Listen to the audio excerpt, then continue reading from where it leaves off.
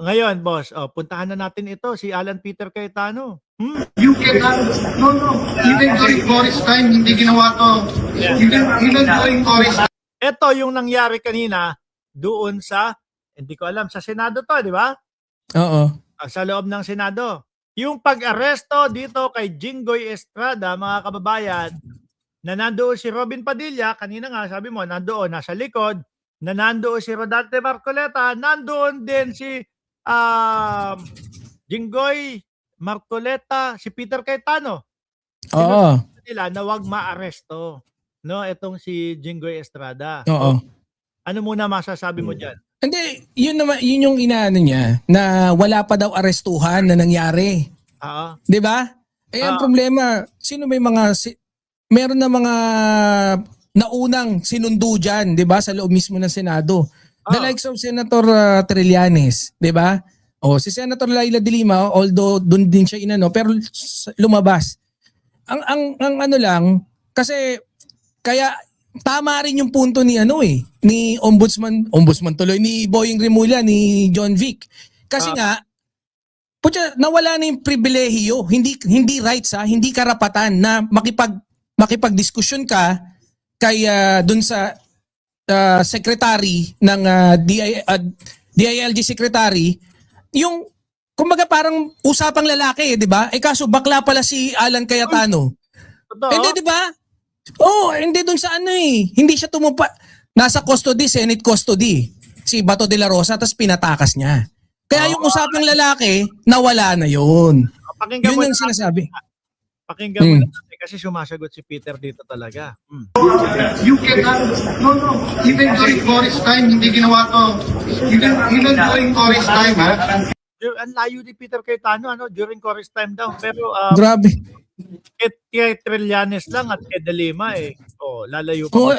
Grabe magsinungaling no? Hindi, alam mo kung anong boss Mark, yung ganyan. Wait. Sa tingin mo, ano tingin mo, kaya niyang paikutin si John Vic Remulla dyan sa mga pagsisinungaling niya na... Hindi niya kayang papaikutin yan. Bakit kaya ginagawa pa din ng mga DDS mga ganun? Eto, kung walang magre-research, hindi mo i-research. Tapos, ang mapapakinggan mo yan lang. 'Di ba? Hindi pa nangyari yan sa Senado. Ang papasok sa isip mo, putya, grabe si John Vic, no? Hindi pa nangyari sa Senado, binastos ni John Vic Remulla yung Senado. Parang ganon. 'Di ba, syempre mahilig tayo yung iba mag-trim ng 'di ba? Yun lang. Hanggang doon lang. Iti-trim nila doon sa sinabi na hindi pa 'to nangyari kahit nung kay Cory, walang binabastos nyo yung Senado. Yun na ipopost. Wala, yun meron silang chance na naratibo, di ba bobo naman talaga mga DDS. At least mas lumalim pa yung pagkaboplax ng mga DDS. Tayo naman hindi tayo maniniwala kay Alan dahil marunong tayo mag-research. Yan yung mga yung mga DDS hindi marunong mag-research.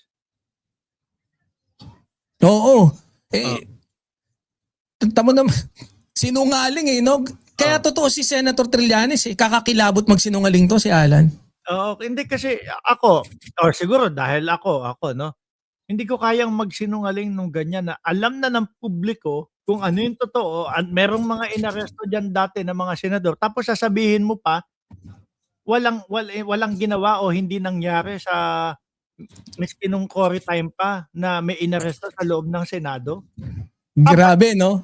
Tapos ang kaharap mo pa, hindi naman basta-bastang tao. John Vic Remulla yan. Kahit pa paano. Secretary ng DILG. Tapos alam mo na may mga ipinapalabas, may mga ipinapakita ng mga video habang binabasahan ng Miranda rights si Trillanes at si Senadora Lila. Correct. Di ba? Hindi, Boss Mark, maalala mo, matindi talaga si Trillanes. Si Trillanes, si Cayetano. Kasi, naalala mo ba yung video na kinakausap niya si Mocha? At saka si Mocha at saka si Banat Bay. Yung propaganda nila, no, yung pinag-uusapan, ganyan talaga. Ang objective is to control the narrative. Kaya kaya garapal magsinungaling, 'di ba? Dali, ano yan, sabi. Tuloy mo lang, salita ka lang. Hindi, yun nga Kasi may particular audience target etong si Alan Cayetano. One of which, most probably, yung mga OFW na wala ng time na mag-research, kundi panoorin lang tas maniwala dun. And ganun ginagawa niya di ba? Puta, live stream siya ng live stream ng puros mga kasinungalingan yung pinagsasabi. Kaya talagang naniniwala ako nagki-cater siya para sa isang particular set of audience. Itong si Alan Cayetano. Tuloy ko pa. Salonga did not allow. We're gonna walk him out. You can arrest him right outside. That's too much. He's sorry. Respect the Nagsasalita sa likod. That's too much. Narinig mo ba? That's too much. That's too much. Siguro mga bataan ni Jinggoy, ano? Nagre-react. Hindi, andyan din yata yung pamilya ni ano eh. Ha? Andyan yung pamilya ni Jinggoy. Okay. Tuloy ko, ha? This is not about Jinggoy. We're going out. No, don't leave him his right here. Ni-insist ni Alan Peter Cayetano na lalabas tayo, sa labas nyo arestohin o sa labas nyo basahan ng Miranda rights itong si ano. Kaya lang hindi pinayagan ni John Vic. No? Hindi, siguro one of the reason din siguro yung pagpapakitang gilas, no? Na bilang Senate, pinoprotektahan ko. Yan yung magiging naratibo niyan. Tingnan nyo naman, bilang Senate President, pinoprotektahan natin si Jinggoy. Ilalagay ulit kita sa spotlight, ha. Magkomento ka lang dyan kasi i-charge ko yung cellphone ko. Aalis ako. Lobat cellphone ko, hindi makakalis yung ayan. Sige. Ayan. Eto, no? Hindi, kasi ang nakakatawa lang dyan, no? Dito sa eksenang nangyari kanina is si wait nga lang, i-zoom out tayo. Tama, napakalaki ng mukha ko, ayop na yan, no? Wala tayong magagawa, ganun talaga, jumbo. Hindi, pero nagpapapayat na tayo. Anyways, yun nga, no? Yun yung nangyaring eksenang yan is siguro masasabi natin dalawa yung pinaka-objective. One of which is that yung, of course, in some little way, no, makontrol yung naratibo. Siguro doon lang din sa group nila, no? Siguro alam ni Alan Cayetano na medyo boplex talaga tong etong mga DDS. And yung pangalawa is, of course, magpakitang gilas, magpasiklab na siguro doon sa pamilya din. Pamilya nung ni Jinggoy. And of course, ipakita niya sa kapwa senador niya na nung Senate President siya, kunyari, pinoprotektahan niya si Jinggoy. Alam niya naman walang mangyayari talaga dyan. Wala, kasi arestado pa din eh. Nandun Oo. sa Payatas. Na pinapanood ko eh. Nasa Payatas eh. Tuloy natin to. He can be arrested right there. So if you don't want him to make a statement there, sir, just outside the gate, we're going to walk 5 minutes. This is the Senate of the Philippines. It's never been done. It's never been done. Talagang yun yung insist niya. No? It's never been done. Hindi nangyari ito. Grabe, no? Gusto ng Senado. Pati siya naniniwala sa sinasabi niya eh. Talagang siya naniniwala eh. Ang galing eh, no? Sabi ni Addictus Rex, no? Nag-aabogado si Boy 10K para kay Jinggoy. Ang sabi naman, sino pa ba nandiyan sa taas? Sabi ni Ma'am Brenda Barton, busy working while listening. Sometimes you can't avoid not to comment. Not to comment. Napipilitan ka sa, napapapindot ka talaga eh. Sabi ni Ma'am Leonida Negrillo, mga bobong hindi marunong mag-Google. Totoo, yung mga DDS. Game, tuloy. Longa stood up for Enrile. That's ang kalaban si Cory. Ang kaso rebel. Butek, magagalit na naman si Katrina Ponce Enrile nito. Oo, yan nga. Puta, gamit na gamit, no? Gamit na gamit. Oo, nabanggit na naman. Yung tito niya. Oo, nabanggit na naman yung pangalan ng airpat. Yun. Anong ginawa? They walked out. We're just asking you to walk out. But let's walk. Let's walk. You are Ayun, nakita mo yung let's walk ni Peter Cayetano. Tara, lakad tayo. Ano niya, ipupush niya na maglakad lumabas eh. No? Pero ano sabi ni John Vic, hinarang niya ganon. Oo, inarang. Tongan, laking tao ni John Vic. Hinarang. Tapos sinigawan niya na dyan. Pakinggan mo ha, sinigawan niya dyan. Sir, right now, you can, this is the Senate, this is the Senate. Sir, I'm especially asking you. Sir, this is the The last Senate. person. Sir! Eh baka hindi maintindihan. Ano? So, ma'am kasi, ma'am. Ma'am! Dapat ma'am. Madam! Dapat Oo, ganun. Wala na. Si Sec John Vic naman, oh. Oo. Ay, ano masasabi mo kay John Vic? Oh, Ay, nakaba... Ito kasi, yung sa akin ha. Sige. Alam naman ako, gusto ko yung magkapatid na yan. Ni si Pares tayo. Oh, sige. Boying. Si Boy, pinakagusto ko si Ombudsman Boying Remulla. Simula pa lang, nasa DOJ pa lang yan, gustong-gusto ko na siya. Ano? Si John Vic medyo ngayon lang yun nasa SEC. Kaya lang, maniwala ka sa akin. Isa ako doon sa etong kalaunan na, etong medyo bandang huli na, sabi ko, nung nagsalita na din ng presidente, akala ko, ako lang yung nakakaisip ng gano'n na parang press con, tsaka yung mga manonood, puro press con, wala namang nahuhuli. Nung nagsalita din ng presidente na sabi, puro, forma o paano, pati ako, medyo sabi ko, oo nga, ganun eh, no? Pero ito, 1-0 na ito. Kumbaga, kung bumaba, hindi, hanggang ngayon, nakasuporta pa din ako dyan sa magkapatid na yan, lalong-lalo na kay Ombudsman Boying Remulla. Ano? Pero, kung 3/3, yung suporta ko kay, John Vic, naging 0-3 muna. 0-3, pero hindi ko sinasabing inayawan o binabanatan ko na. Naging 0-3 muna. Ngayon, 1/3 na ulit. Umangat na, 1/3. Alam mo kung bakit? Bakit? Dahil pag nahuli yung Bato de la Rosa, 2/3 na ulit yan. Oh, yun ang maganda, no? Pag nahuli yung kung sakali man, yung sinasabi na si, ano pangalan nito? Si Atong-ang. Nako, 3/3 na yan. O sabihin na natin, 3/4 na lang, 1/4, no? Pag nahuli, 4/4 na ulit yan. Balik na yung talaga, sabi ko, kaya naman talaga. At kumbaga, kinakailangan niya lang ng tamang pagkakataon at time. Ganon. Correct. No? Correct. Ako ganun din naman. Gusto ko si John Vic, gusto ko rin si Boying. Pero medyo critical ako sa kanilang dalawa. Kasi syempre gusto nating sagadin yung... Ako naniniwala ako kay Ombudsman Boying na magaling eh. Oo. Naniniwala rin ako na si John Vic nung una magaling. Kasi let's consider nahuli si of course malaki rin ang participation ni CIDG John Vic Remulla nung nahuli si Digong, 'di ba? Siya na yung CIDG noon eh. So CIDG hindi ba si hindi pa si Benhur. 'Di ba siya tapos na yung election noon eh. Nung nahuli siya. Hindi, March yun nang nahuli si Digong. Totoo ba? Sino CIDG?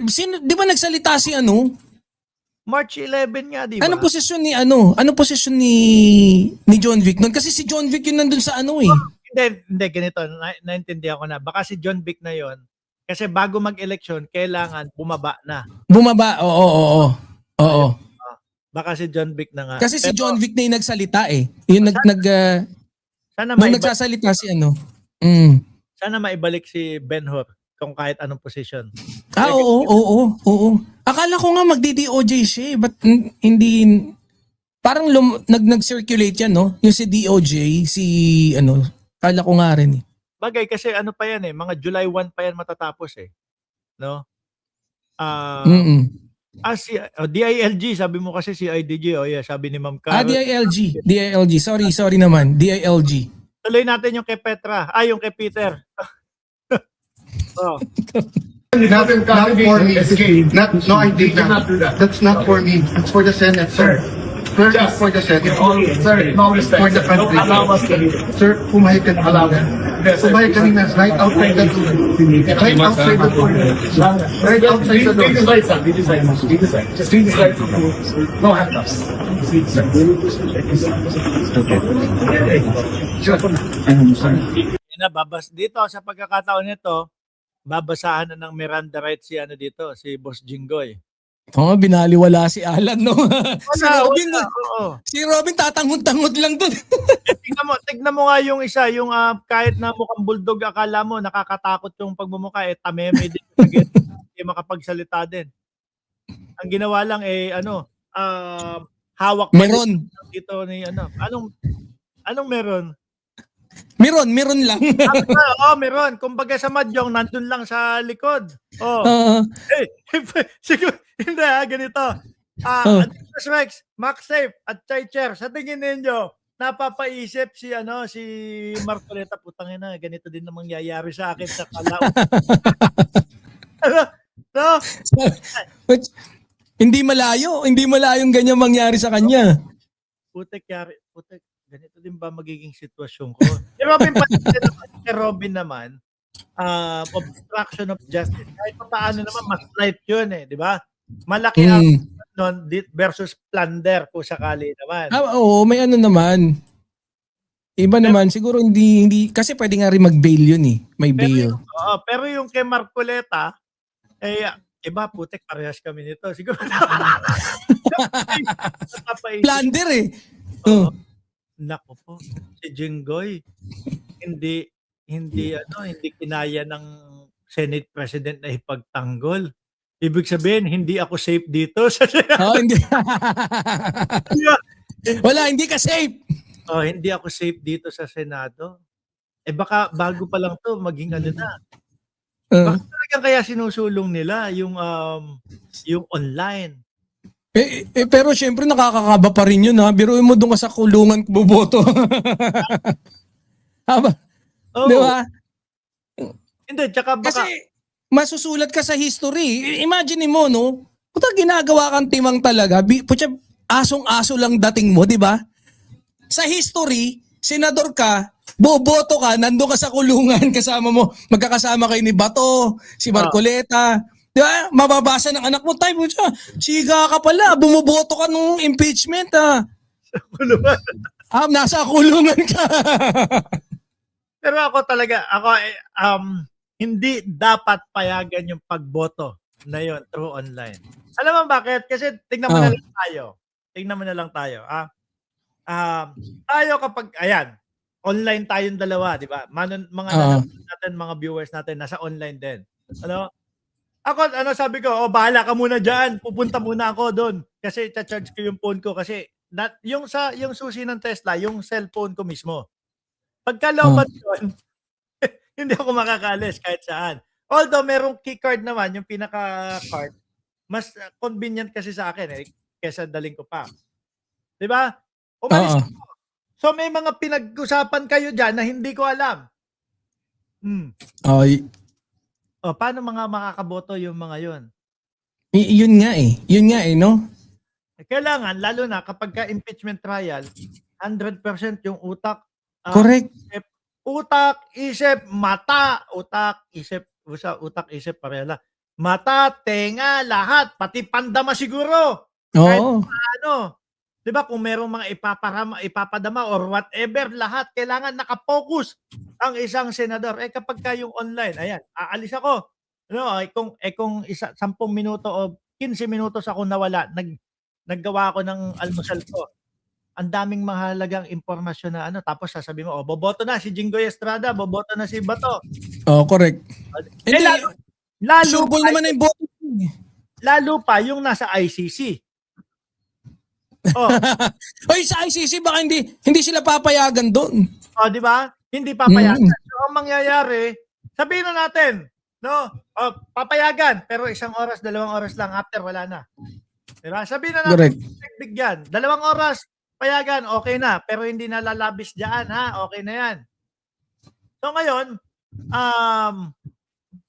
siyempre makukuhanan pa din ng boto pag pinayagan. Boto ka ngayon, 2 oras lang yung yung pinayagan sa kanya. Yun lang yung alam niya. Oh, yun nga.